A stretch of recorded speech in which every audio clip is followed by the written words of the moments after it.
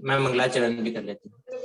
नमो हरिहंताणं नमो शरणाणं हरियाणं नमो वज्रयाणं नमो जोई सवसानं मिथ्या भाव भावते जो प्रगटे निज भाव सो जयवंत रहो सदा यही मोक्ष उपाय। ठीक है जरा सर जी हम सेकंड चैप्टर पे ही हैं।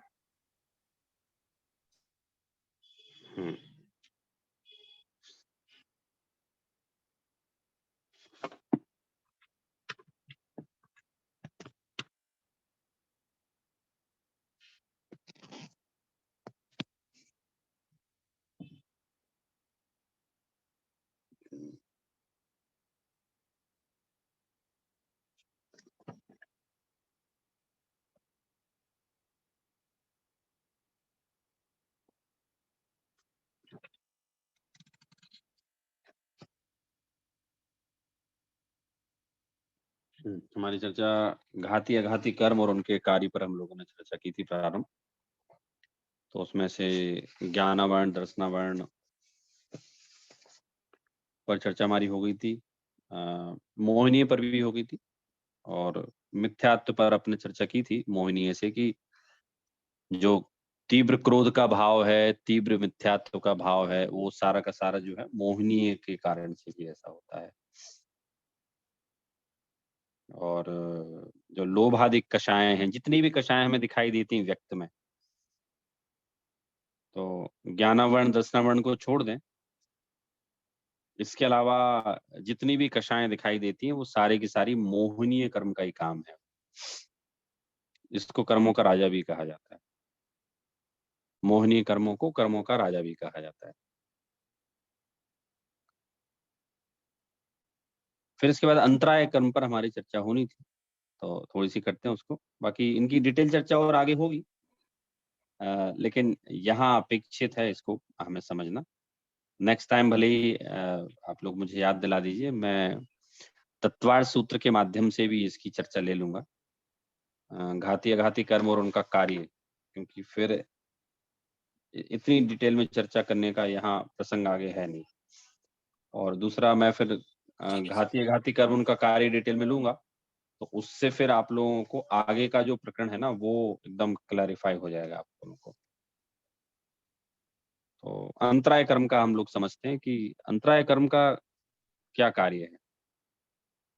अंतराय जैसा कि एक शब्द से दिख रहा है हमें कि भाई अंतराय मतलब क्या? अंतराय मतलब विघ्न, बाधा, जो बाधा डाले वो अंतराय कर्म है। तो क्या क्या बाधा है ये? काय में बाधा डालता है? तो किसी में भी डाल सकता है वो, दान में, लाभ में, भोग में, उपभोग में, है? लाभ में डाल सकता है, लाभ नहीं होने देता वो। ज्ञानांतराय, भाई ज्ञान नहीं होने देगा आपको, सुला देगा या ऐसे साधन नहीं मिलाएगा। कहीं ना कहीं अंतराय मतलब विघ्न डाल देगा, आपका मन होते हुए भी वो विघ्न डाल देगा, तो उसे अंतराय कर्म हम कहते हैं। तो यहाँ लिखा भी है कि जीव का स्वभाव दीक्षा लेने का है, तो उसकी व्यक्तता नहीं होती, दीक्षा लेने रूप जो सामर्थ्य है उसकी व्यक्तता नहीं होती, और उसके क्षेपसम के अनुसार उसकी किंचित शक्ति होती है।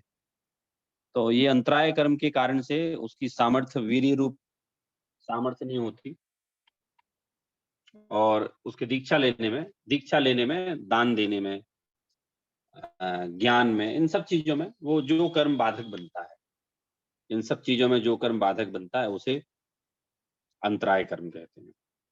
हम कई बार अपने जीवन में अंतराय कर्म का एक्सपीरियंस कर भी चुके हैं, करते भी हैं, आप लोग कर भी चुके हैं कि जैसे आप लोग क्लास में आना चाहते हैं। अभी तो क्या, जितने लोग भी क्लास में आते हैं सब लोग एकदम मन से क्लास में आने वाले लोग हैं, ठीक है। फिर भी बहुत सी बार मेरी आप लोगों से बात होती है तो आप लोग कहते हैं हाँ स्वरूप जी क्लास में आना था, लेकिन वो काम आ गया, मेहमान आ गए, कहीं जाना पड़ा। तो उसे हम लोग अध्यात्म की भाषा में या कर्म की भाषा में बोलते हैं कि भाई उस काम को टालने की बहुत कोशिश की, प्रयास किया गया, फिर भी वो काम नहीं टाला जा सका। चलिए काम टाल भी दिया हमने, लेकिन मैं बीमार हो गया, लग गई मुझे, चोट लग गई, बुखार आ गया, कुछ भी हो गया। मतलब वो अंतराय कर्म ये ठान के बैठा था कि आपको कैसे ना कैसे मैं आपको ज्ञान का लाभ नहीं होने दूंगा, आपके ज्ञान में अंतराय डालूंगा। लाभ अंतराय का भी ऐसे ही है, लाभ नहीं होने दूंगा, आप कुछ भी कर लें।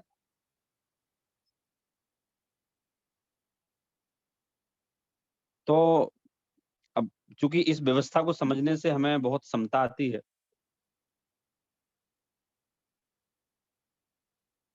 और हमारे बहुत सारे कंसेप्ट भी क्लियर होते हैं। क्या क्लियर होते हैं? जो व्यर्थ की आकुल व्याकुलता करते रहते हैं हम लोग ना, तो वो इन कंसेप्ट को समझने से एकदम सब कुछ क्लियर हो जाता है। क्योंकि आकुलता किस चीज की? कर्म है ना, एक एक कर्म अपना अपना काम कर रहा है।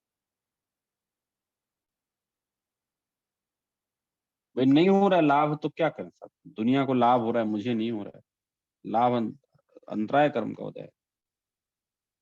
मेडिकल फील्ड में ये अक्सर देखा जाता है कि सेम डॉक्टर, सेम दवाई, सेम रोग, लेकिन उस डॉक्टर की दवाई से एक मरीज ठीक होता है, दूसरा नहीं होता। तो वो पूछता है पेशेंट, डॉक्टर साहब मेरी गलती क्या है? मैं आपको फीस नहीं देता, पैसे नहीं देता, आपने जो मुझे इलाज बताया वो फॉलो नहीं कर रहा हूँ क्या? मैं आपका सम्मान नहीं करता? सब तो कर रहा हूँ मैं, फिर मैं ठीक क्यों नहीं हो रहा हूँ? मेरा पड़ोसी कैसे हो गया? उसको भी सेम बीमारी, मुझसे ज्यादा ही बीमारी, वो ठीक कैसे हो गया? फिर वो मेडिकल साइंस की भाषाएं बात करते हैं कि अरे देखिए आपका जो बॉडी का जो रिस्पॉन्डिंग सिस्टम है वो प्रॉपर रिस्पॉन्ड नहीं दे रहा दवाइयों का। सेम दवाई दे रहा हूँ, सेम डोज दे रहा हूँ, इवन उससे अच्छा दे रहा हूँ मैं। तो हम वो कहते हैं ठीक है भाई क्या करें? आखिरकार वो भी कहता है भाग्य ही मेरा ऐसा है। तो उसे फिर यहाँ कहा जाता है कि उसके लाभ अंतराय, स्वास्थ्य के लाभ का अंतराय है उसको। फिर वो गुस्से में दवाई लेना बंद कर देता है, अपने आप सही हो जाता है।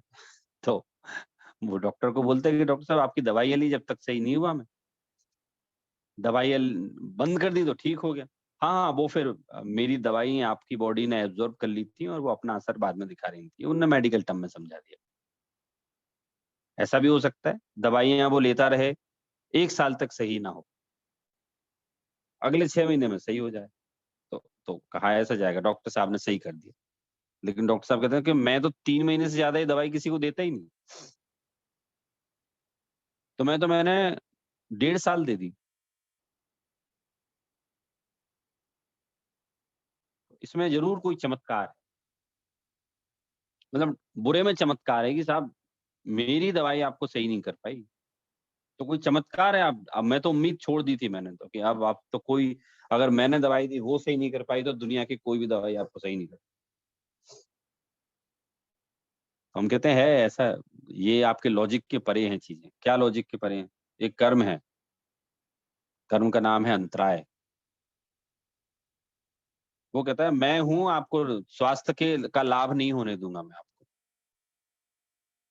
है ना? तो ये आप लोग बताइए, हम लोग देखते हैं अपने जीवन में अंतराय का अपने जीवन का एक्सपीरियंस बता सकते हैं आप कुंदन जी, आदर्श जी, विजय जी? ये हमारे जीवन में हम अंतराय का कई बार हम अपने फ़ील करते हैं, फेस करते हैं।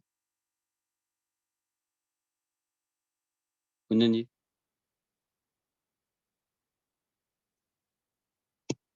सर जी, कभी कभी ऐसे हो जाता है कि कोई क्लास अटेंड करनी हो या कभी मंदिर जी जाना हो तो कोई भी ऐसा साथ में कोई कार्य आ जाए। और कभी कभी ऐसा भी हो जाता है कि मैं तो ऐसे भी देखता हूँ कि अंतराय, मैं इसे ऐसे समझता हूँ सौरभ जी कि अंतराय कर्म का जो उदय आता है वो हमें कोई स्पेसिफिक कार्य के लिए नहीं रुकता, लेकिन वो हमारे मतलब जो पुरुषार्थ है उसको थोड़ा अ, जैसे उसकी जो अनुभाग है वो कम करके हमें उसे ना करने में समर्थ हो सकता है, लेकिन वो कार्य हम चूज कर लेते हैं कि ये नहीं होगा, कि ये नहीं होगा। हाँ, और अ, जिसे बोलिए, बोलिए। जिसे हम करने में मेरे से मतलब ये हो जाते, कभी कभी लेजी हो जाते हैं या प्रमाद हो जाता है उसी तरह से। हाँ, बराबर है। लेज़ी प्रमादी होना हम उसे पुरुषार्थ की कमी बोलेंगे, लेकिन अपन अंतराय को बहुत सी बार हमने अपने लाइफ में ये फ़ील किया कि रियली में हम पढ़ना चाहते हैं, we are willing to study, but suddenly something unexpected has happened, guest may be come, your health may be down और एनी अदर रीज़न, तो उसे हम अब कितना भी कोशिश करो, आप किसको दोष दिया जाए? तो आखिरकार यही सोचना पड़ता है कि पूर्व कर्म का कोई कर्म है पूर्व भव का, जो कि कर्म उदय में आया है और उस कर्म के उदय के कारण से हमारे साथ ऐसा हो रहा है कि हम पढ़ना चाहते हैं, लेकिन 2 संडे से हम बिज़ी हैं। पुरुषार्थहीनता तो एक है ही, वो उ उसमें हम नहीं कहेंगे कि ये अंतराय कर्म का उदय है, हम तो बोलेंगे ये सब पुरुषार्थहीनता है, मिथ्यात्व का तीव्र उदय है। मंदोदय है, लेकिन मंदोदय में भी अपना ये पुरुषार्थ नहीं चला था, इसलिए इसे सारे सुविधा साधन मिलने के पश्चात भी ये पढ़ता नहीं, ये समझता नहीं, ये आत्म कल्याण के मार्ग पे नहीं चलता है। और हम लोग ये रेगुलर फ़ील करते हैं, मतलब ऐसा लिखा है दान देना चाहता है, दान नहीं दे सकता। भोजन करता है, करना चाहता है, भोजन नहीं कर सकता। जैसे आप अब भोग-उपभोग अंतराय की बात करें। भोग मतलब जो वस्तु एक बार उपयोग में आ सके, उसे बोलते हैं भोग और उपभोग मतलब जिस वस्तु का हम बार-बार उपयोग करें, उसे बोलते हैं उपभोग। अब साहब मान लीजिए भोग और उपभोग का इनका अंतराय कर्म का उदय है। तो ये तो एग्ज़ाम्पल बड़े मतलब फ़ैमिलियर हैं and we can just observe in many families, even in India, even in US and any other part of the world. तो क्या एग्ज़ाम्पल है कि there is a person who is so much prosperous. He is having lots of wealth and continuously he is earning a lots of money. And the fact is that he is capable to buy any kind of comfort, any part of the world. Even if you see his house, so his house is so much of comfortable and luxurious. If you talk about the food, तो वो अपने घर पे सबसे उत्कृष्ट food लाता है। सारी जो हाइब्रिड क्वालिटी के नेचुरली जो फल उगाए हुए होते हैं, सब्जी उगाई होती है, अनाज उगाया हुआ होता है, सबसे अच्छी क्वालिटी का लाता है। तो हमें दूर से क्या दिख रहा है कि सर वो देखिए सौरभ जी, वो क्या खुश है। He is so much of lucky कि उसके पास इतनी वेल्थ है कि he is able to purchase anything, ठीक है? लेकिन अब आपको ये ऊपर की पिक्चर दिखी है। एक बार अंतराय कर्म का आप उदय देखिए उसका। अंतराय कर्म ना तो भोग होने देता है, ना उपभोग होने देता है। अब भोग मतलब भोजन, हैं? भोजन तो है सारा खाने को। संसार में जितने उत्कृष्ट क्वालिटी का अनाज, फल, फ्रूट्स जो भी हो सकता है, वो सब है उसके पास। लेकिन खा नहीं सकता।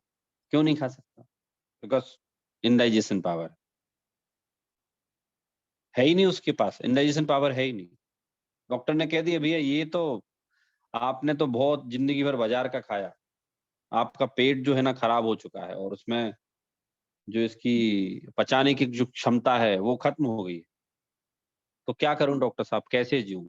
आप रोज़ चावल का पानी पीजिए, दाल का पानी पीजिए और बिना घी की रोटी खाइए, बस ये कर सकते हैं। अब वो क्या कहेगा, वाह री किस्मत! एक समय ऐसा था जब मेरे पास पैसे नहीं थे लेकिन अच्छे पदार्थों को खाने का, अच्छे से रहने का बहुत मन करता था। लेकिन आज पैसे तो इतने हैं मेरे पास कि मैं 100 लोगों को पाल लूँ, 1000 लोगों को पाल लूँ, लेकिन मैं खा नहीं सकता कुछ भी। क्यों? क्योंकि साहब मेरा उदय ऐसा है। कैसा उदय है उसका साहब? उसका उदय ऐसा है कि वो ना ब भोग मतलब ना भोजन को खा सकता है और उपभोग मतलब कि भई उसकी पीठ में दर्द है, तो डॉक्टर ने कह दिया कि आपको जो है ज़मीन पे सोना पड़ेगा आपको, चटाई पे सोना पड़ेगा। चटाई पे क्यों सोना पड़ेगा आपको? क्योंकि आप अगर मुलायम गद्दे पर सोएँगे तो आपका ये जो दर्द है बढ़ता जाएगा, कम नहीं होगा ये। तो इसे ये एग्ज़ाम्पल से आप लोगों को क्लियर हुआ होगा कि अंतराय कर्म क्या होता है और You know, in my day-to-day life, I have seen many persons and families like that. They are so prosperous, but they are not so much well in health point of view that they can use luxury of their home. अब मैंने कुछ लोग ऐसे भी देखे हैं कि जो जिनकी डाइजेशन पावर बहुत अच्छी है, जिनको कोई पेट की बीमारी नहीं, लेकिन गरीब है, खरीद ही नहीं सकते, तो वो भी अंतराय कर्म का उदय समझ लो, भाई लाभ का अंतराय कर्म का उदय है ना उनको। तो हमें ऐसा लगता है कि मेरे साथ क्यों हो रहा है ऐसा कि मेरे पास सब कुछ है लेकिन फिर भी मैं खा नहीं सकता वैसे पदार्थ, उपयोग नहीं कर सकता वैसे पदार्थ, क्यों हो रहा है? तो उसके लिए हमारे पास अंतराय कर्म है और वो अंतराय कर्म यही बोलता है कि भैया मैं रहूँगा तो आपको ये फ़ायदा नहीं हो पाएगा। तो अंतराय से जीव का स्वभाव दीक्षा लेने की सामर्थ्य रूप वीर्य की व्यक्तता नहीं होती और उसके क्षेत्रम के अनुसार किंचित शक्ति होती है। तो यहाँ तो मेन दीक्षा लेने रूप सामर्थ्य की व्यक्तता नहीं होती। तो वो कहा वो अंतराय, मेन तो वो अंतराय है कि ये मुनि नहीं बनने की सामर्थ्य प्रकट होती इनकी। ये कहता ना साहब अभी मेरी सामर्थ्य नहीं है साहब, इतना सहन नहीं है। तो कह रहे हैं अभी इसके अंतराय कर्म का उदय तीव्र है, इसलिए ये कह रहा है कि सामर्थ्य नहीं है। तो इस तरह से हमने ये घातीय कर्म का जो लिया हमने, और घातीय कर्म के निमित्त से क्या होता है, जीव के स्वभाव का घात होता है और वो अनादिकाल से हुआ। घातीय कर्म से जीव के स्वभाव का घात कब से हुआ? तो बोले घातीय कर्म से जीव के स्वभाव का घात अनादिकाल से हुआ, कोई नया नहीं है। हमारे भी स्वभाव का घात जो है वो घातीय कर्म करता रहता है और वो इसी प्रकार से करता है। कभी ज्ञान प्रकट नहीं होने देता, कभी मिथ्यात्व प्रकट करता है, कभी क्रोध मान माया कराता है, कभी दीक्षा लेने रूप सामर्थ्य प्रकट नहीं होने देता। ये सारे काम जो है वो कराता है। तो हम लोग यहाँ तक पढ़ भी चुके थे हम लोग यहाँ कि the owing of the instrumentality of Ghati karma, the intrinsic nature of the soul is being obscured from eternity. It is not so that originally the soul was instinctively in pure state and afterwards became impure due to the instrumentality of karma, resulting in the destruction of pure nature. तो ये हम पढ़ चुके थे कि स्वभाव का घात होने से वो अशुद्ध हो जाता है। फिर इसके बाद एक क्वेश्चन है और क्वेश्चन आंसर से हमको पढ़ना था, तो पढ़िए आदर्श जी, पढ़िए। Destruction is the name of annihilation.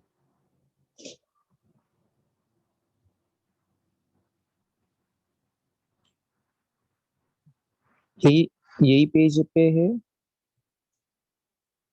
Page number 34 है ये। कुंदन जी देखिए, मैंने क्या फिजिकल बुक ले रखी है। 34 निकाला, sorry.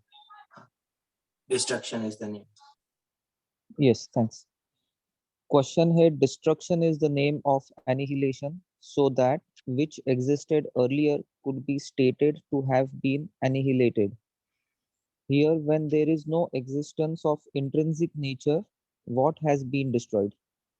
Answer is, the soul possesses eternally such an intrinsic power that if the instrumental cause of karmas be not there, then the Jeev would be found with the manifestation of omniscience, etc., form of his intrinsic nature.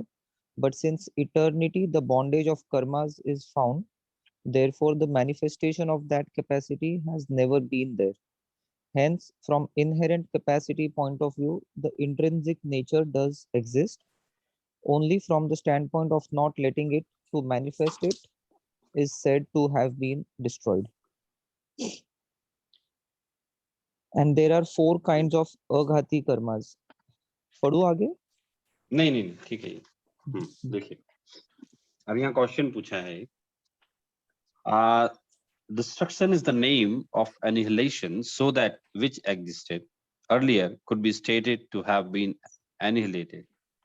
Here, when there is no existence of intrinsic nature, what has been then destroyed? तो question इस प्रकार का है कि आपने कहा साहब कि जीव का स्वभाव अनादिकाल से घात हुआ है घातीय कर्मों से। तो घातीय कर्म में डिस्ट्रॉयड द नेचर ऑफ जीव सिंस टाइम इमॉर्टल, ये कहा था अभी। तो यहाँ वो क्वेश्चन पूछ रहा है, लॉजिक है उसका ये कि destruction is the name of annihilation. भाई आप कहते हैं घात हुआ है, तो घात का नाम तो क्या होता है, अभाव हो गया ना उसका।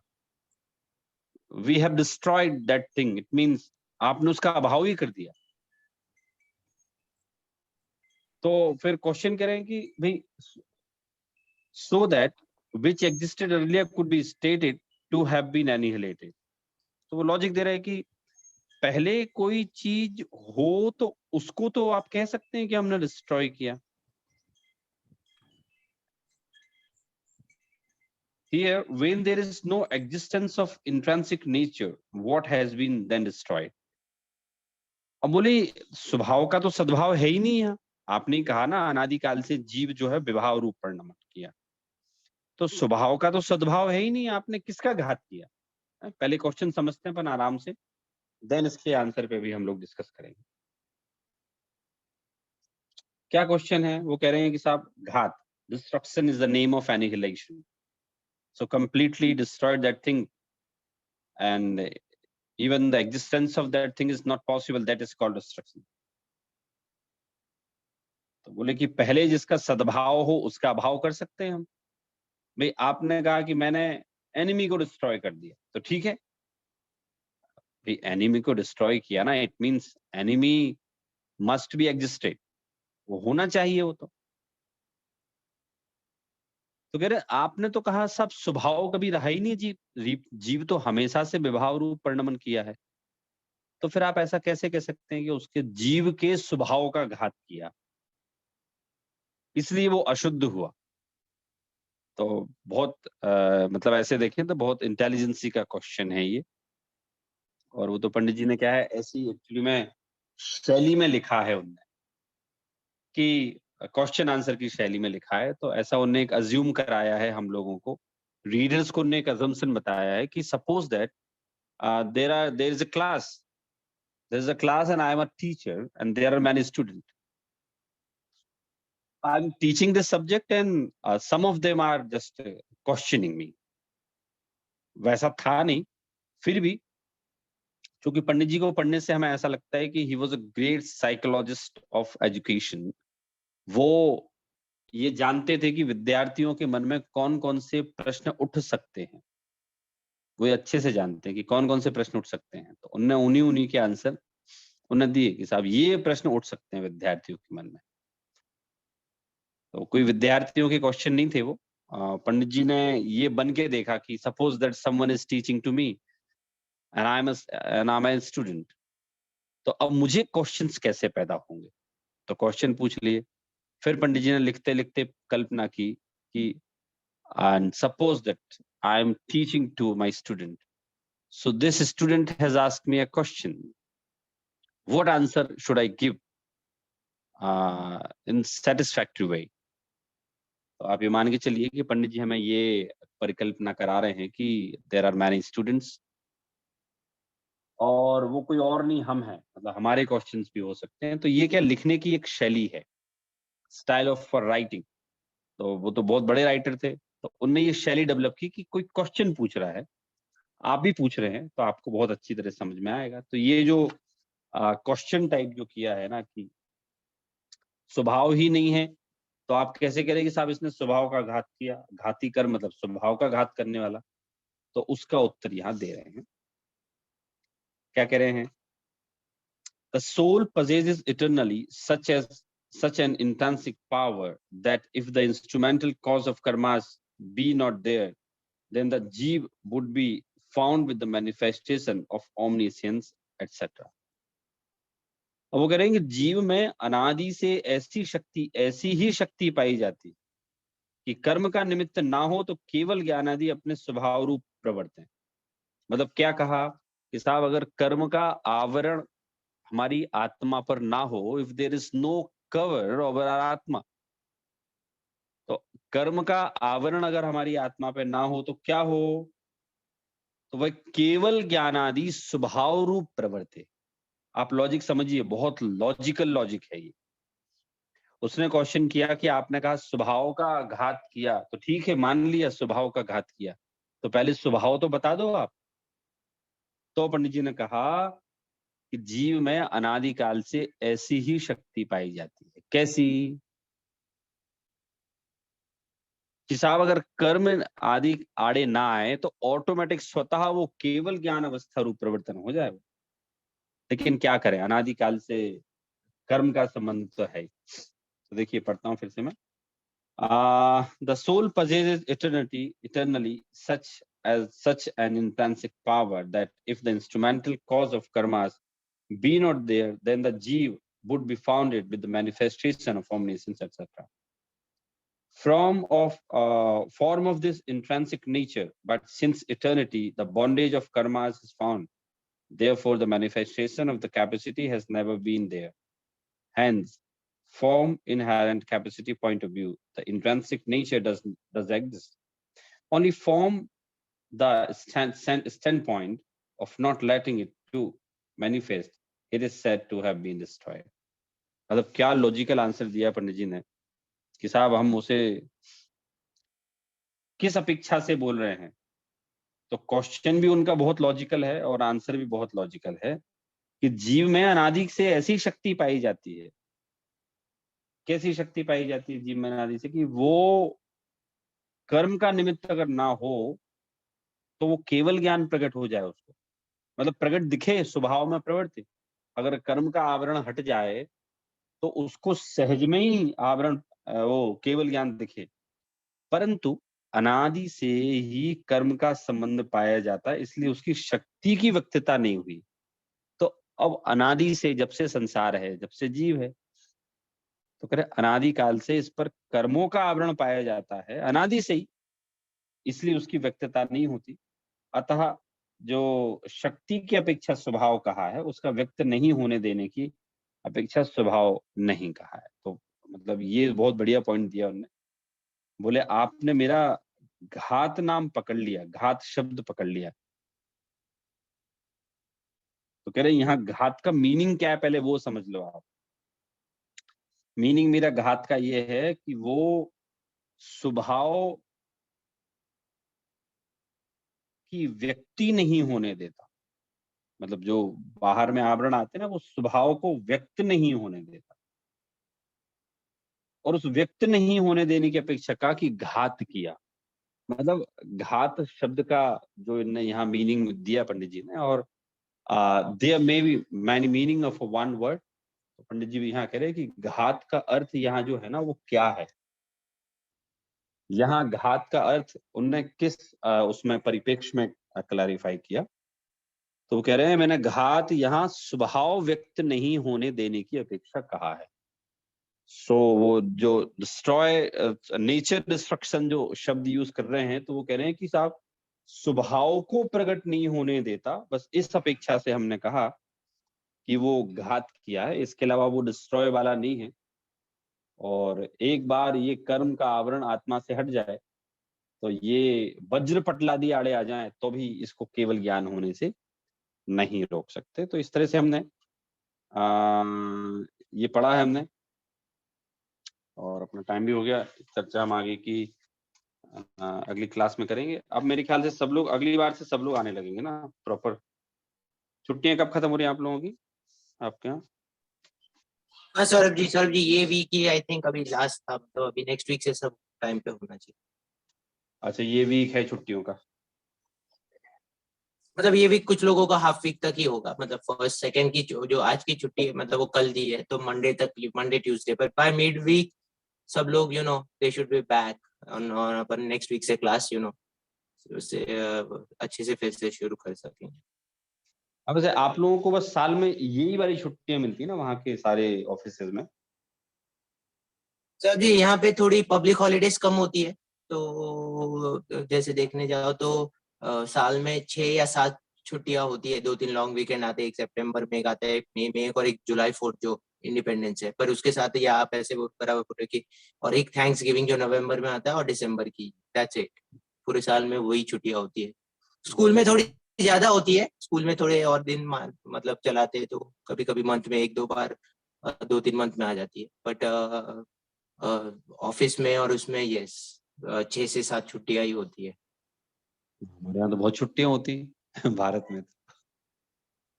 सर लेकिन कंपैरिजन में कैसा होता है कि वहाँ पे सैटरडेज भी पहले तो इंडिया में वर्किंग होता था और फिर पब्लिक हॉलीडेज होती थी ज्यादा और थोड़े त्योहार भी ज्यादा होते हैं इंडिया में। यहाँ पे सैटरडेज और संडेज नॉर्मली सब बंद ही होता है। मतलब again I am just saying कि सैटरडे संडे स्कूल में भी छुट्टियां ही होती है, तो उस हिसाब से फिर और छुट्टियां देंगे अगर साल में तो और भी बहुत ही ज्यादा नहीं होगा। सो वो हिसाब से आप हाँ देखेंगे सही तो है, वो भी सही है, छुट्टियां खूब देते ही रहते हैं, काम कब होगा। बराबर है। चलिए, तो नेक्स्ट टाइम से मेरे ख्याल से सब लोग अपन प्रॉपर आएंगे। तो हमारा घाती अघाती का बड़ा लॉजिकल हमारा प्रकरण चल रहा है और इस प्रकरण को समझना बहुत आवश्यक है। नेक्स्ट टाइम तो हम लोग समय सार लेंगे और इस बारे में आप लोगों को अपडेट करते रहेंगे। हम लोग ग्रुप पर डालता रहूंगा मैं, शिखर जी वाला। तो आज दिल्ली में है हमारे कुछ मित्रगण हैं, उनने उनने अपने आप को गिरफ्तार कराया है पुलिस को। तो मतलब वो जेल में चले गए, तो उससे ये हुआ कि सारे न्यूज़ चैनल पे आ गए हैं। अभी मीडिया ने थोड़ा कवरेज देना चालू किया है। तो इस तरह से पंडित जी हमें जो बताना चाहते हैं इसका क्या नाम से घाती अघाती का, तो इस प्रकरण को हम बहुत अच्छी तरह से समझेंगे, क्योंकि हमें कोई भी चीज़ को समझने के लिए ना उसका एक मैकेनिज़्म तो समझना चाहिए ना। तो हम व्यर्थ में खेद करते रहते हैं किसी भी चीज़ में। तो कर्मों की व्यवस्था समझने से ना हमें उसका एक एक वर्क फ्लो समझ में आएगा कि what's happening in my life. So it is the output, लेकिन उसके पीछे क्या वर्क फोर्स फोर्स है, उसके पीछे क्या टेक्निकल है ना। तो वो सारा का सारा हमारे ये घाती अघातिया कर्म क्लैरिफाई करते हैं कि in spite of having so much of wealth, in spite of having so much of good food, I am unable to take anything. मैं भोग उपभोग दोनों ही नहीं हो पा रहा है। तो क्यों नहीं हो पा रहा है? तो फिर अंतराय कर्म ने आज बताया कि भाई ये मेरे कारण नहीं हो पा रहा है, क्योंकि मैं उदय में रहूंगा तो आप नहीं कर पाएंगे। तो ये पूरी जो हम कर्म की व्यवस्था समझ रहे हैं, ये कर्म की व्यवस्था बहुत बढ़िया है। आप दूसरों को भी प्रेरित कीजिए क्लास ज्वाइन करने के लिए। ये कर्म की व्यवस्था, क्योंकि वस्तु की व्यवस्था समझना बहुत आवश्यक है। जैसा कि आप लोग देखते हैं पूरी दुनिया में there is a one concept, मतलब वस्तु की व्यवस्था नहीं है उनके दिमाग में। वो तो ये कहते हैं कि there is a one creator और operator, so he is responsible and he is doing each and everything, even in my life, in even tree life, in whole world universe, so he is managing everything. हमारे यहाँ ऐसा नहीं है। हम कहते हैं कि स्वयं किए जो कर्म शुभाशुभ फल निश्चय ही वे देते, करे आप फल दे अन्य तो स्वयं किए निष्फल होते। तो अपने जिस जिस व्यक्ति ने जैसा अपना कर्म किया है उस हिसाब से उसको फल मिलता है। और अगर दूसरे का फल किसी को मिले तो भाई आपने जो काम किया वो निष्फल हो जाएगा। इस तरह से ये कर्मों की व्यवस्था समझना क्यों आवश्यक है, वो मैंने आप लोगों को बताया। आप लोगों को अंग्रेजी नववर्ष की बधाई है। हिंदी नववर्ष अभी आएगा बाद में, तो आप लोग बढ़िया से स्वाध्याय कीजिए और 2023 आप लोगों को मंगलमय रहे। और मेरी तरफ से शुभकामना ये है कि पूरी तरह से आपका जीवन स्वाध्यायमय रहे, लौकिक रूप से भी आप लोग उन्नति को प्राप्त करें। ये मेरी आप लोगों के लिए शुभकामनाएं। सौरभ जी, एक जगह पे मैंने ये भी पढ़ा था कि हम नए वर्ष को तभी मनाएंगे जब हमारा शिखर जी तीर्थ क्षेत्र का मतलब फिर से उसे तीर्थ क्षेत्र माना जाएगा। तो हम भी वही भावना रखते हैं अभी से। हाँ, वो सब लोग एक अपनी अपनी भावना व्यक्त कर रहे हैं। तो मैं तो ये शुभकामनाएं दे रहा हूँ सबको कि भाई 2023 में ही हम लोग ये जो चल रहा है ना, हम लोग प्रयास करके उसको वापस ले आए। ये शुभकामनाएं हैं। करेक्ट। और हाँ, 2023 में इन लोगों ने जो काम किया है 18-19 में, वो 23 में पूरा सही हो जाए जैसा पहले था। राइट सौरभ जी, और एक चीज मैं ये भी सोच रहा हूँ कि इसके साथ हम और एक समता भाव सीखना भी सीख जाएंगे, ऐसे कि किससे द्वेष भाव भी ना करें और मतलब अपने अपने कार्य को कराए पर किससे द्वेष भाव भी ना रखे, ताकि इस बहाने हम एक समता भाव रखना भी सीख जाए। ये सब चीजें चलती रहेंगी, ऐसा भी होता ही रहेगा। हाँ, कोई कोई द्वेष भाव नहीं किसी से। वो तो क्या होता है, एक धर्म के प्रति अनुराग होता है ना, तो धर्म के प्रति अनुराग होने में इस प्रकार के विचार आना, विचलित होना बहुत स्वाभाविक है। क्योंकि ये तो सबको पता है कि भई सम्मेद शिखर जैनियों का जो है वो प्राण है, समझ लो तुम, हमारी पहचान है, 20 तीर्थंकर मोक्ष गए हैं हम वहाँ से। तो इसलिए सबका थोड़ा-सा पैनिक होना बड़ा स्वाभाविक है। फिर भी यहाँ सब लोग अपील कर रहे हैं कि हमें हिंसक नहीं होना है, हमें बुरे शब्दों का प्रयोग नहीं करना है। तो ये अपन चूँकि अ, हम लोग एजुकेटेड कम्युनिटी से हैं, तो बड़ा सभ्यता से ही हो रहा है सारा काम यहाँ, ऐसा कुछ नहीं हो रहा है। फिर भी मोदी जी चिंताजनक बात होने है। के बाद भी ऐसे हो रहा है। हम सब मोदी जी को सपोर्ट करते हैं और उनके कार्यकाल में ये सब हो रहा है। ये बहुत ही मतलब अब दूसरे समाज जो है पूरा सब एकजुट होकर इलेक्शन के पहले ही सारे अपनी मांगे क्लियर कर लेते हैं और क्लैरिटी रखते हैं। समेश शिखर जी का इशू तो कितने सालों से चल रहा है और अभी उन्होंने और बढ़ा दिया और हमने हम नहीं, ये सपोर्ट क्या करते हुए हुआ? नहीं, आपको पता है इनने क्या किया? आपको पता है 2018-19 में इन लोगों ने पता ही नहीं चलने दिया। क्या होता है कि कोई भी संसद में कोई बजट कोई चीज़ पास होती है ना, तो वो यहाँ पब्लिक गज़ट में नोटिफ़िकेशन निकलता है उसका। जी, मैंने तो सुना वो झारखंड में वीडियो पूरा। हाँ, तो वो इनने पता ही नहीं चलने दिया। अभी क्या है, अपने दिल्ली के एक हैं, तो उनको गज़ट पढ़ते होंगे, तो उन्होंने देखा, उन्होंने कहा ये क्या किया इन लोगों ने? तो वो 8 महीने पहले गए थे एक बार उनके पास। तो उन्होंने कहा नहीं, वो हो गया, वो उस पे विचार चल रहा है, कर रहे हैं। नहीं किया, फिर उन्होंने पूरे जैन समाज को बताया कि साहब इनने ऐसा कर दिया है। क्योंकि पता है 2 साल 3 हम्म साल से हमें भी समझ में नहीं आ रहा है कि वहाँ एकदम से ना अजैनों का फ्लो बढ़ गया था, पता है।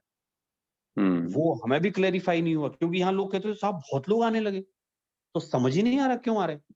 अभी समझ में आया हम्म कि वो इसके कारण से लोग आ रहे थे, क्योंकि वो तो पब्लिक प्लेस हो गया, वो तो स्पॉट पे नहीं, बट पिकनिक ये स्पॉट हो गया। शिखर जी को टूरिस्ट प्लेस बनाने का प्लान आज से नहीं है, सालों से चल रहा है। मतलब ये जो है इसके लिए एक बहन है, वो कब से स्टेट यूएस में भी आके गए, वो तो कई साल पहले के हर स्टेट में जाके हर सिटी में जाके उसका एडवर्टाइज करते थे। खुद कब से तपस्या कर रहे हैं, रस त्याग की चल रही है। कितने 10 साल के ऊपर हो गए। फिर भी हमारे जो समाज वाले हैं इलेक्शन के पहले एकजुट होकर ये बात जो पॉलिटिशियंस नहीं करते, जबकि बाकी के समाज ऐसे करते हैं। और ये सब हो रहा है, इतना बढ़ रहा है, जबकि सब मोदी जी को सपोर्ट करते हैं और इतना नहीं अच्छा कर रहा है, अच्छा कर रहा है, बट कुछ सपोर्ट तो किया नहीं। कोई चीज ऐसी नहीं है कि जो जिसमें जैनों का प्रोग्रेस हुआ है पॉलिटिकली, ऐसी कोई चीज हुई नहीं है। वो तो नहीं, हमने अभी हमारे आपको बलबूते पता पे है, किया, अभी वो सब ठीक है। चीज़ें एकदम से बदल गई हैं। मतलब ऑफ कोर्स पूरा जैन समाज सपोर्ट कर रहा था, लेकिन इनने भी क्या किया कि पहले बातों-बातों में था बनाएँगे, लेकिन चूँकि इनने क्या किया, पता नहीं चलने दिया, बना दिया। तो लोगों को गिरनार का गुस्सा तो भरा ही था, सब में गिरनार का गुस्सा भरा ही हुआ है। राइट। तो तो अब वो गिरनार का तो क्या था, 50 साल पुराना केस है एक्चुअली में। 50 साल से मतलब जो 50 साल पहले भी गए थे, उन्होंने बोला कि साहब वहाँ उस समय भी इस टाइप का था, अभी बहुत बढ़ गया। तो हम्म वो ठीक है, उस समय सोशल मीडिया का ज़माना नहीं था, वो नहीं था, लेकिन अभी सीन बदल चुका है। तो मतलब आप सोचो, मेरे एक मिलने वाले हैं, he is not so much of religious, he is quite good wealthy. तो ऐसा कल गौरव जी बोल रहे थे कि मैं फ्लाइट से मैं दिल्ली जा रहा हूँ और वो जो प्रदर्शन हो रहा है उसमें गिरफ्तारी देंगे, मैं भी दूँगा। तो उनको कॉल लगाया है, तो सोचो वो बहुत ज़्यादा धार्मिक नहीं है, नॉर्मल हैं। क्या बोले, सो गौरव जी हम्म आप अकेले क्यों जाएँगे? मैं भी चलूँगा। शिखर जी के नाम पे तो मैं भी गिरफ्तारी दूँगा। मतलब वो, जबकि हम्म वो बहुत वेल्दी हैं, 4 लोगों को साथ में ले जाएँ। ल मतलब इतना लोग, और वो इतने बीजेपी के वही मैं कह सपोर्टर रहा हूँ थे। गौरव जी, ये जो भी हुँ, हो रहा है ना, वो जैनों के बलबूते पे हो रहा है। ऐसा नहीं कि कोई पॉलिटिकल सपोर्ट है। वही वही दैट्स द सैड पार्ट कि पूरा जैन समाज देखा जाए तो बहुत बड़ा समाज है। बट हम जो है और हम सपोर्ट भी करते हैं। ये क्यों हमें मानते हैं? क्योंकि हम उनको कोई चीज उनसे मांगते नहीं है, कोई चीज उनसे करते नहीं है। उनको सिर्फ सपोर्ट देते हैं, सिर्फ हेल्प करते हैं। तो इनको तो पसंद नहीं है ना कि हम बिना कुछ मांगे सब कुछ दे रहे हैं, फिर अच्छा अच्छा बोलो। करते कुछ नहीं है। नहीं मतलब अभी और इस ये बार इश्यू हो जाएगा शिखर चेंज। जी का इश्यू भी बहुत सालों से, गिरनार जी का तो बहुत टाइम से, शिखर जी का। बट हमारे लोग जो है साथ में आकर कि भाई हम सपोर्ट करते हैं, सब कुछ करते हैं, पैसा भी न्यौछावर करते हैं, बट कभी अपने तीर्थों की प्रोटेक्शन की, अपने समाज की प्रोटेक्शन की, अपने समाज की ग्रोथ की कभी कोई पॉलिटिकली बात नहीं होती। हाँ, हाँ, लेकिन अभी आपको पता है बीजेपी के भी जो अपने नेता हैं, मतलब कुछ अजैन नेता भी हैं, जैन नेता भी, वो सब सपोर्ट में आ गए हैं और अभी ऐसा क्या हो माहौल गया कभी वो सौरभ जी, नहीं हुँ, बट वो अभी तो अपने हमने सब आवाज उठाई तो आए हैं। इतने टाइम से कोई नहीं आ रहा था, सब कुछ होने के बाद हमने आवाज उठाई, अब मीडिया कवरेज दे रहा है तो अब वोट बैंक के लिए आ रहे हैं। ये जो हमें अवेयरनेस चाहिए कि हम एक सब हो जाए और क्योंकि हमारे पास इतनी ताकत है, सरकार गिरा भी सकते हैं, बना भी सकते हैं। हमने कभी कोई पावर यूज नहीं करी, खुद के लिए नहीं बट जैन धर्म के लिए भी नहीं यूज करी, हाँ, और तो वो वो है मुझे ना लगता है गलत है। वो कहावत है ना, we wear the anger of patience man, कहावत है कि भाई धैर्यशाली आदमी के गुस्से से सावधान रहो। तो वो हम्म, ऐसा ही हो रहा है। अभी मतलब यहाँ हम जो ग्राउंड लेवल पे देख रहे हैं प्रीतेश जी, तो आपने हम्म, सही कहा कि 10 साल से कुछ लोग मेरे मिलने वाले प्रयास कर रहे हैं, लेकिन इनने क्या डिसीजन कर दिया ना, तो अभी हम जो yeah, ग्राउंड लेवल पे देख रहे हैं, हर आदमी छोटे से लेके बड़ा आदमी अपना तन, मन, धन, मतलब वो ऐसे कि ठीक है हम दिल्ली जाएँगे गिरफ्तारी कर लें, मतलब वो एक तो ये बोले कि साहब अगर गोली चलेगी तो हम गोली भी खा लेंगे। वो कम से कम हमारे हम्म, मरने से तो शिखर जी लौट आएगा। मतलब वो यहाँ तक के लोग, तो बाप किसी रे। सब सब लोग बढ़िया कर रहे हैं यहाँ, सब लोग बहुत प्रयास कर रहे हैं और आप जो बोल रहे हो ना कि सपोर्ट क्यों करते हैं, तो अगले इलेक्शन में आपको उसका इफेक्ट देखने को मिलेगा। क्योंकि जैसे 4-4 हज़ार वोट से जीतते हैं ना ये लोग बहुत सी जगह, तो सपोज दैट हम्म, 4,000 अपन अपने वोट बहुत कम है, तो 4,000 तो रहते हैं ना हमारे, तो 4,000 चेंज हो जाएँगे। तो right, वो ऐसे ऐसे बाजी पलट जाएगी। 2-200 700-700 वोट से तो हार जीत हो जाती है। तो वो अब बनेगा और एक धैर्यशाली व्यक्ति को गुस्सा दिला दो तो फिर ऐसा ही होता है। तो अभी तो सब लोग बड़े गुस्से में हैं इधर और तन से, मन से, धन से सब लोग बहुत काम कर रहे हैं। अब देखिए क्या होता है। अब सरकार सर्वशक्तिमान होती है, क्या होता है वो किसी को नहीं पता। जी यहाँ पे थोड़ा कॉन्फिडेंस का भी ये है। बीजेपी जब स्टार्टिंग में 2002 से लेके 8 मतलब जब बहुत काल था, तो वो एक पूरा एक स्टार्ट था। So they wanted more and more popularity and gain. अभी थोड़ा धीरे धीरे कॉन्फिडेंस बढ़ते जाता है, then they start looking at bigger agenda. नहीं, देखिए क्या होता है कि कोई भी चीज़ सदाकाल तो नहीं रहती ना। मान लो कि भई कांग्रेस ने तो इतने साल राज करके अपना इतना कुछ पूरा जमाया था, लेकिन इन लोगों ने आके उसको बदल दिया। तो भई इनका उत्पाद हुआ है, तो व्यय भी तो है ना। भी सदाकाल तो कोई कॉन्फिडेंस में रह ही नहीं सकता कि I am so brainful and I can do anything whatever I I want to do. वो तो इन्होंने कोई भी अपने नहीं कह लिए सकता। इतने साल में कुछ नहीं किया बट सौरभ जी, आप देखे जाए नहीं तो किया ना। कुछ भी नहीं किया है। हम सब इनको सपोर्ट करते हैं, बट इन्होंने भी कुछ नहीं किया है, कोई चीज़ सपोर्ट नहीं करी है। ये सिर्फ हमारी बात क्यों करते हैं? क्योंकि हम सपोर्ट कर रहे हैं देश के लिए। जस्ट हम पैसे दे रहे हैं, सपोर्ट कर रहे हैं, कुछ भी कर रहे हैं, बट उन्होंने कोई भी पार्टी ने आज तक जैन समाज को कोई सपोर्ट नहीं किया है, दे रहे हैं ना अपन सिर्फ लोग इस्तेमाल किया है। प्रीतेश जी, अपन लोग इतना टैक्स दे रहे हैं। सोचो मतलब मेरे जैसा मध्यम वर्गीय बिजनेस चलाने वाला 40-40 लाख के साल का टैक्स देता है। मतलब मैं तो कुछ हूँ ही नहीं बिजनेस वर्ल्ड में, मैं तो बहुत छोटी पार्टी हूँ। हमारे जो मिलने वाले हैं वो साल का 10-10, 20-20 करोड़ का टैक्स ही पे कर रहे हैं एकदम ईमानदारी से। मतलब हुँ, आप लोग यूएस में रह के एकदम ईमानदारी से करते हो, लेकिन यहाँ भी जेनी रह के एकदम ईमानदारी से, लो भैया 20 करोड़ का टैक्स बना है, ले लो आप। तो सब लोग बहुत हेवी टैक्स पे कर रहे हैं। अच्छा, एक तो हमसे हुँ, बोले कि सौरभ जी देखो अपन इतना टैक्स पे करते हैं, तो सरकार को ना अपन को स्पेशल कोई कार्ड इश्यू करना चाहिए कि भई आप इतना टैक्स पे करते हो तो आपको स्पेशल फैसिलिटी, वो कोई मिलती नहीं है। तो उल्टी छीन ली उनने, तो सुविधाएँ मिलने की जगह छीन ली गई। तो ऐसा ही है, लेकिन हाँ, चल रहा है। यहाँ लोग बड़ी कोशिश कर रहे हैं और सब बहुत आहत भी हैं, दुखी भी हैं। साथ में कोशिश भी सबकी चल रही है। अपना अहिंसा का जो सिद्धांत है वो सब लोग फॉलो कर रहे हैं और उसके कारण से हाँ, अन्य लोग साथ में आ रहे हैं। मतलब मेरे जो मिलने ये वाले बड़ी हैं जो कि जैनेतर हैं वो साथ में आ रहे हैं। तो ये सब हमें लोग बोलते भूलना हैं नहीं सौरभ जी चाहिए, आप दैट्स ऑल। नहीं तो हमारी मेमोरी बहुत शॉर्ट टर्म है, हम भूल जाते हैं, विषय क्लोज़ है, बाद में कहेंगे नहीं उन्होंने ही हमें हेल्प किया। एक्चुअली उन्होंने बाद में सब हो जाने के बाद तो नेम सेक के लिए आ रहे हैं, बाकी कुछ हेल्प तो किया नहीं है। हमारे डिमांड्स और सारी चीज़ें पहले से क्लियर करनी चाहिए नेक्स्ट टाइम इलेक्शन के पहले, नॉट जस्ट नहीं सिर्फ वो होगा शिखर जी वो। बट हर जगह की। अच्छा, इससे एक पक्ष ये अच्छा हुआ, मतलब एक हर बुरी चीज में कुछ ना कुछ अच्छी चीज भी दिखती है। इससे क्या, वो अपने इतने भेदों में जो बटा हुआ अपने जैन थे ना, वो सारे भेद अभी खत्म हो गए, सब एक जगह आ गए। अभी तो जी, एक जगह आ गए सारे भेद खत्म हो के। तो देखते हैं, अपन ऐसा सोचे इस बुरे में भी कुछ अच्छा छुपा हुआ है और वो तो आ जाएगा। मतलब शेखर जी का जो अध्यादेश लेना ही पड़ेगा उनको, चुनाव 2024 में तो चुनाव है, तो अगर समझदारी से काम लेंगे तो ले लेंगे, नहीं लेंगे तो दूसरी सरकार उसको करेगी सही, लेकिन करना तो पड़ेगा उनको, वो तो पक्की बात है। सौरभ जी, एक चीज मैं ये देख रहा हूँ उसमें पॉजिटिव यही देखे, यूनिटी हो जाएगी तो भी अच्छा है आगे के लिए भी, सब जैनों में एक यूनिटी हो जाए। नहीं हो गई ना सब, मतलब सारे लोग अभी तो एक मंच पे आ गए हैं। मैं इंदौर में रैली निकली थी बहुत बड़ी, तो सब लोग एक मंच पे आए थे, दिगंबर, श्वेतांबर, तेरहपंथी, बीसपंथी, सब लोग एक मंच पे आ गए।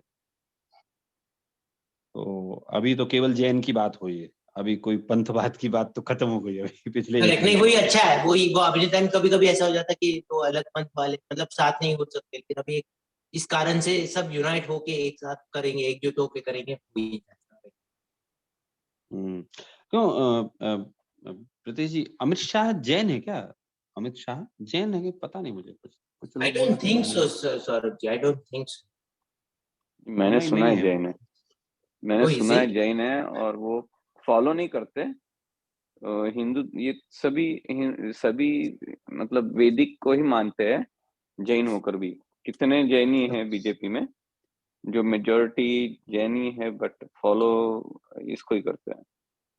अच्छा, ये हो सकता है। ये अभी पता नहीं एग्जैक्टली, नहीं मैंने सुना नहीं, काफी बार शाह है, आपको पता है, वो देखिए जैन। शाह दिगंबर में भी होते हैं, नहीं, शाह शाह तो हर श्वेतांबर चीज में में भी होते हैं होते हैं। सर। हाँ हाँ हाँ, हर सौरभ जी, चीज, वो मुस्लिम में भी ये भी होते हैं, होते हैं, हाँ, मुस्लिम वैष्णव में भी भी होते होते हैं, बहुत वैष्णव होते हैं। वैष्णव होते हैं, मुस्लिम होते हैं, सब होते हैं। हाँ, तो वो कंफ्यूजन कर रहा है, सरनेम कंफ्यूज कर रहा है कि चलिए बढ़िया। नहीं मैंने वो सुना था। नहीं, एक बार राज बब्बर ने बोला था, मुझे अ, पता है, विपक्ष साहब आप तो जैन हो, आप क्यों हिंदू का पक्ष ले रहे हो, ऐसे करके एक स्टेटमेंट सुना था मैंने। सौरभ जी, मैंने अभी गूगल किया, यहाँ पे जी यही बोल रहा, अमित चंद्र Shah, born in Mumbai, he came from a Gujarati Hindu Vaishnav family, he's a Vaishnav। हाँ, हिंदू वैष्णव फैमिली है, ठीक है। अच्छा। हम्म, तो बट अभी मोदी जी मुश्किल को तो तो बहुत लग बड़ा रहा है। जैन फैमिली ने किया था ना, पूरा सपोर्ट। हाँ हाँ, इनको तो पूरा जैन फैमिली, सही कह। तो होगा, देखिए क्या होता है, आप लोग अपडेट करते रहेंगे, जो आप लोगों को सपोर्ट लगेगा मैं बताते रहूंगा आप लोगों को।